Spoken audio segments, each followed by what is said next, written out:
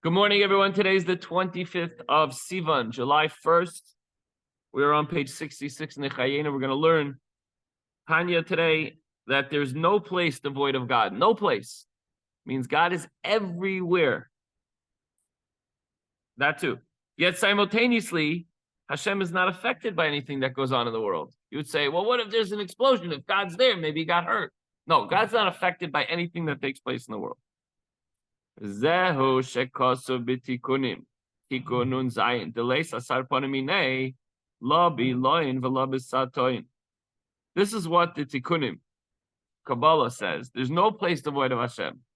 Yesterday we mentioned that some righteous people, sages, mistaken this idea that God set the world into motion, but He's not everywhere. He keeps an eye on everything. Divine providence. No, the Alter Rebbe says. And based on Kabbalah, there's no place devoid of Hashem, neither in the upper worlds, nor in the lower worlds. Although it's hard for us to fathom because it says, God doesn't change, not one iota, then how could he be in this world and not change? So that's difficult for us to understand because we are finite, limited understanding beings. So we find explicitly in the Zohar that Hashem himself is to be found within the lower worlds, the lowest of which is this physical world. Pashas Pinchas, Iu, Tafis, Bikula, Delays Man, the Tafis, Bay, Iu, Seviv Kalaman, Kula, Delays Man, the Nofik, Virushu Seb, Levar, Ihu, Mimala Kalaman, Ihu, Mikasher, Miyached, Zina, Zine, Ila, Visato. So obviously that's Aramaic directly from Zohar, the Kabbalah, Raya Mehemna. He says that Hashem grasps all and no one can grasp him. He encompasses all worlds and no one goes out from his domain. He fills or permeates all the worlds. He binds and unites a kind to its kind, upper and lower. Veleis, kurva, bedali disoidin, ela b'kedusha b'richu, kad, ihu, b'naihu. There's no closeness in the four elements of which this corporal world is comprised, except through HaKadosh Baruch Hu, when He is within them. So it is only through the power of Hashem that these contradictory elements are bound together. Ad kan l'shaynai. These are the words of the Raya Mehem. What does that mean? No one can grasp. It means there's no one, even among the supernal intelligences, the malachim, the highest spiritual beings that could ever be possible, they have no possibility of understanding Hashem whatsoever.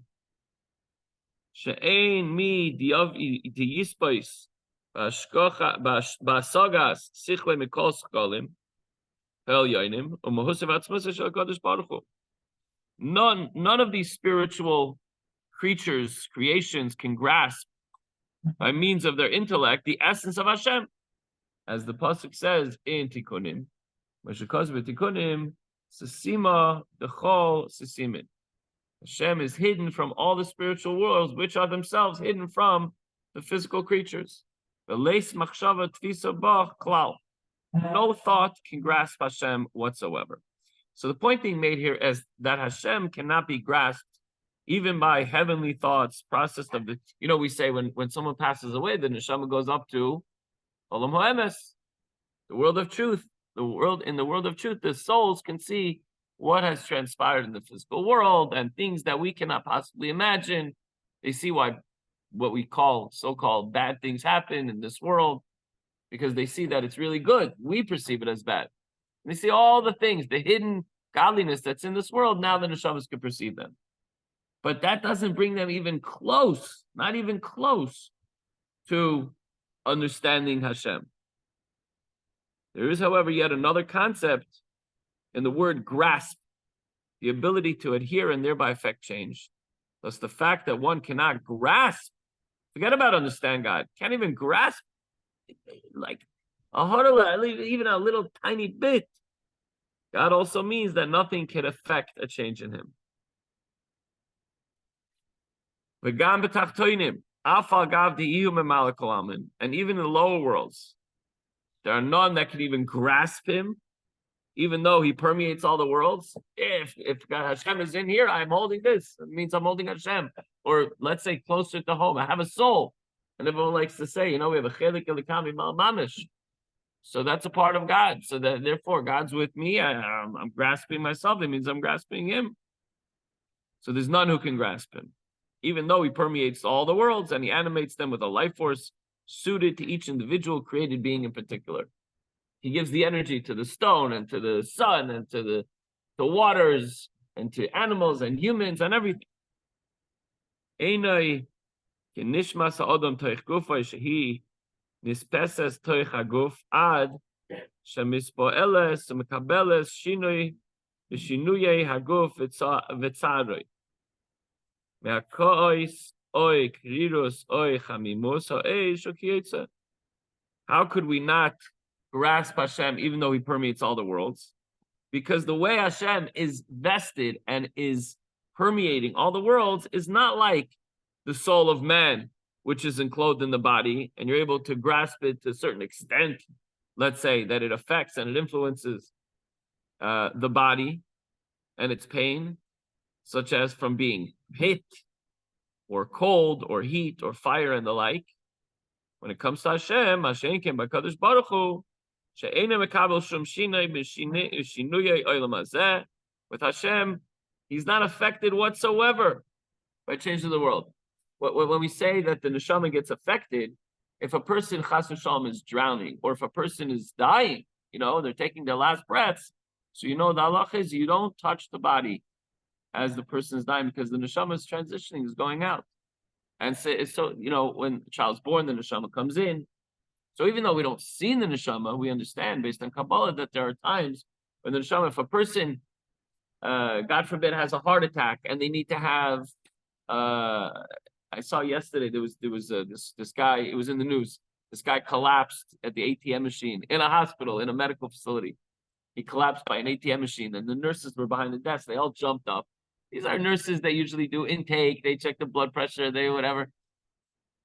But they were right there, so they jumped.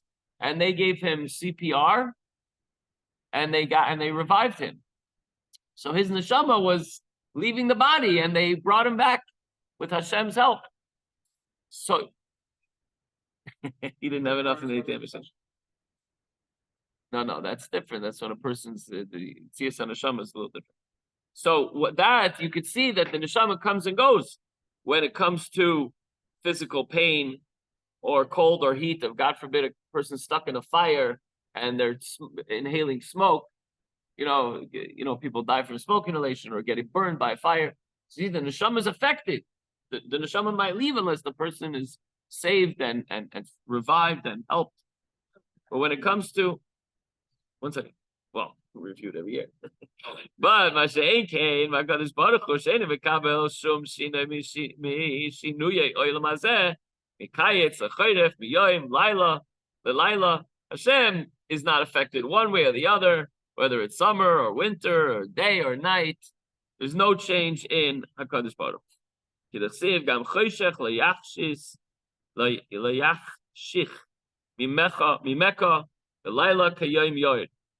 does the pasuk say it? In Tehillim 139. Doc, look it up.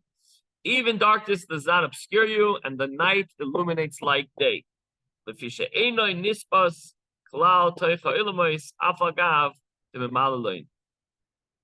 he is not grasped within the worlds at all, even though he fills them.